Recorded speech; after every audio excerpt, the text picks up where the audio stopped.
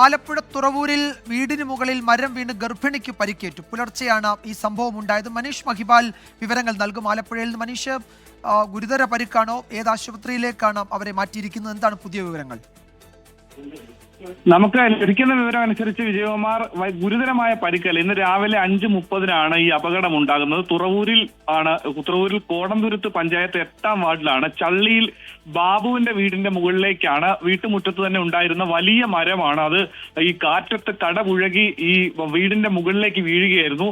വീടിന്റെ മുകളിൽ ഷീറ്റ് വിരിച്ച മേൽക്കൂരയുള്ള വീടാണ്. ആ ഷീറ്റ് മുഴുവനായി പ്രത്യേകിച്ചും കിടപ്പുമുറിയുടെ ഭാഗത്തെ കോൺക്രീറ്റ് അടക്കം താഴെ വീണു. അവിടെയായിരുന്നു ഈ ബാബുവിന്റെ മകൾ നിംജി ഉണ്ടായിരുന്നു. നിംജി 4 മാസം ഗർഭിണിയാണ്.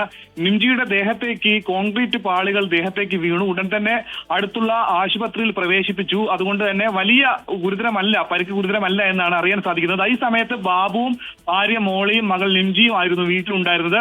ഇന്നലെ രാത്രി മുതൽ അതിശക്തമായ മഴയും കാറ്റുമാണ് ജില്ലയിൽ എമ്പാടുമുള്ളത്. ഈ പ്രദേശത്ത് വലിയ രീതിയിൽ രാത്രി കാറ്റ് വീശിയിരുന്നു. രാവിലെ ശരി മനീഷ്, ഈ ദൃശ്യങ്ങൾ കാണുമ്പോൾ അറിയാം അതൊരു വലിയ അപകടമാണ്. പക്ഷേ കാര്യമായി പരിക്കില്ല എന്നൊരു ആശ്വാസമുണ്ട്.